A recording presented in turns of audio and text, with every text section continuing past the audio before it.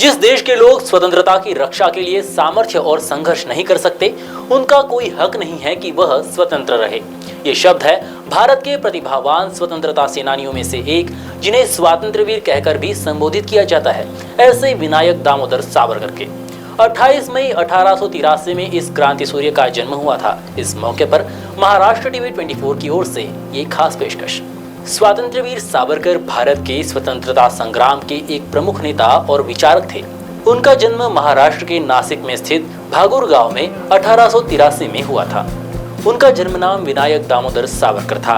उन्होंने अपने जीवन में ब्रिटिश सत्ता के खिलाफ सक्रिय भूमिका निभाई और अनेक क्रांतिकारी गतिविधियों में भाग लिया।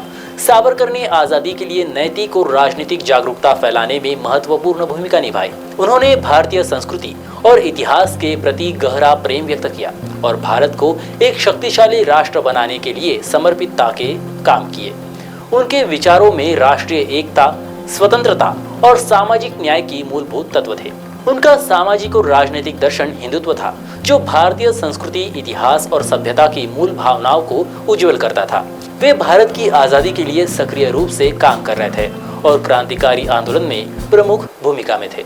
सावरकर ने अनेक लेख, कविता और पुस्तकें लिखी, जिनमें उन्होंने देश प्रेम और राष्ट्रीय एकता के महत्व को उजागर किया। उनका जीवन और कार्यक्षेत्र आजादी के दौरान और उसके बाद के समय में राष्ट्रीय स्वाभिमान और आत्मविश्वास का उदाहरण है।